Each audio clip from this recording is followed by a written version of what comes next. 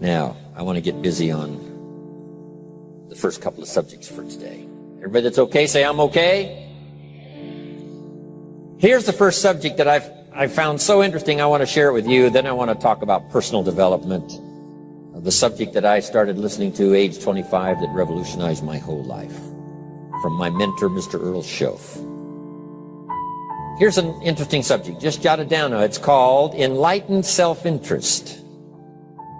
Enlightened self-interest. It's a fascinating study to study the idea of self-interest. But just make this note, all of us, have self-interest. The key is for it to be enlightened so that everybody wins and no one loses. Our first interest is to survive. What does it take to survive? Our second interest is to succeed. What does it take to succeed? What does it take for me personally to survive and to succeed? Can I legitimately be interested enough in the things that help me both succeed and survive? And here's what I discovered. The answer is yes. It's possible to exercise self-interest, but to do it in such a way that no one loses, everyone benefits. Key phrase: life was not designed to give us what we need. Life was designed to give us what we deserve. We do not reap a harvest in the fall because we need it. We reap a harvest in the fall because we deserve it. Not necessarily from a moral standpoint. Of course, there are some moral laws as well, spiritual and moral laws. But just the basic laws that simply say if you wish to reap, you must plant. So jot this down. Reaping is reserved for the planters. And the reason they reap is because they deserve it. They're the planters. They deserve to reap. Interesting Bible phrase that says, if you keep knocking, you'll find open doors. Good phrase to jot down. If you keep knocking, you'll find open doors. Doors of opportunity. Doors of a chance to meet someone. Doors open for association. Doors open to find someone special. Doors open to find a unique business colleague. If you keep knocking, the phrase says, doors of opportunity are open to those who continually knock. So we don't find open doors of opportunity because we need them. We find them because we deserve them. Only those who knock deserve to find an open door. But the promise is, if you continually knock, you'll find doors of opportunity. It says, if you search, you will find. So make the note, it's good. Finding is reserved for the searchers because they deserve it. Now, at first they may have needed it, but they now know that just needing it is not sufficient. But if they need it, now they must qualify for it. The reason why you're going to be blessed with good ideas this weekend is because you've come searching. You've gotten on an airplane to come searching. Got in your automobile to come searching. You got here searching. Now you're ready to receive. And for those who search, they will find answers. They will find plans, imagination to stir yourself into action for future benefit. So if you search, to find a good idea, you must go looking, go searching. You've got to go to church. You've got to go to class. You've got to go to the seminar. You've got to go to the library. You've got to go to the books if you wish to find. Rarely does a good idea interrupt you. Rarely. But if you will search, you will find. So we get not what we need, but we get what we deserve. It says if you ask, someone has an answer. If you keep asking, the answers belong to you, because by virtue of asking, you have qualified.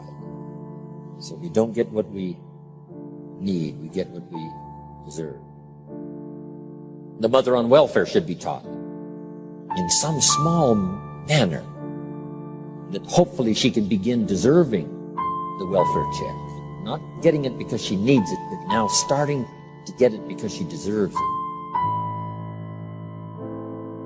If the welfare worker says to Mary, Mary, I brought a bucket of paint and a paintbrush, and the next time I come, if the door is painted and the fence here in front is painted, I give you the check for $450. Not that painting the door and painting the fence is worth $450. It's not worth that much, but it is the beginning of the process. So make that note. I want to begin the process of deserving. What would that be? What process should I begin engaging in to deserve good health, to deserve a good relationship, to deserve prosperity, to deserve an enterprise, to deserve the opportunity to build a city? What must I do to begin the process of deserving? So now the welfare worker comes back and the door is painted and the fence is painted, and now Mary gets the $450 to help take care of her children, not because she needs it, but because she's beginning to deserve it. Then the welfare worker thinks of some other project.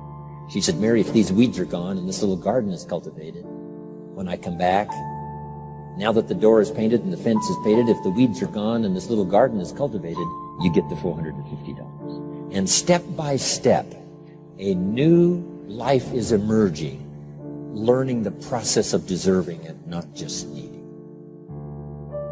We teach our children at home, right? Child says, I need $10. So that language doesn't work here. There's plenty of money here, and the vaults are full. But to say I need $10 is not how you open the vault. So the child says what? Wow, how can I get that $10 that I need? So here's what they learn to say. How could I earn $10? Now the vault opens up. Now the money starts to flow. How could I earn $10? What could I do to earn the money? Not to get the money because you need it. Maybe you need the money. That's, all of us have needs. But here the key is to figure out how to open the vault, how to open the bank, how to open this unbelievable flow of resources to come our way. And here's the key: to deserve it, not to need it. You can't walk out to the field and say to the field, I need a crop. Here's what the field says. Here's what the ground says. Who is this clown that brings me his need but brings me no seed? So jot that down. Take your seed to the marketplace, not your need. Don't disclose your need to the marketplace, only your willingness. We'll talk about that a little later today. Because the marketplace is not interested in your need, but they are interested in your seed. They're interested in your willingness to work. They're interested in your disciplines. They're interested in your eagerness. They're interested in your vitality and your work ethic. That's what the marketplace is interested in. Not your need, but your seed. Okay. We get what we deserve. Old Testament God says, if you'll move toward me, I'll move toward you. See, that's how you get those occasions to meet God. You must make the move. God could say, you don't move, I don't move. You say, well, that's arbitrary. Well, when you're God, you can make it that way.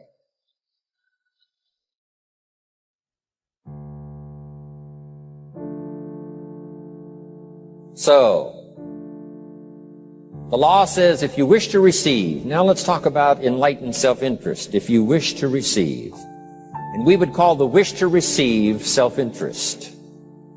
But if it's enlightened self-interest, here's what it says. I understand that in order to receive, I must give. Receiving is reserved for those who give. Receiving is not reserved for those who need it. It's reserved for those who deserve it.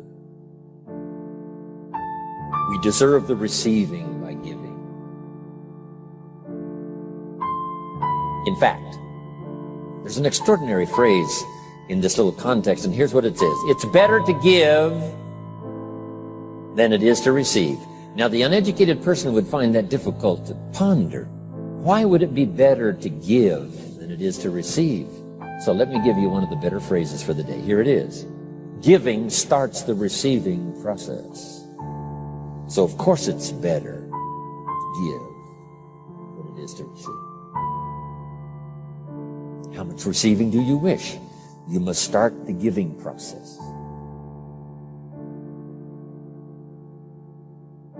For me to receive my additional fortunes for the future, not necessarily for the money, because I don't need the money. I take the money, but I don't need the money.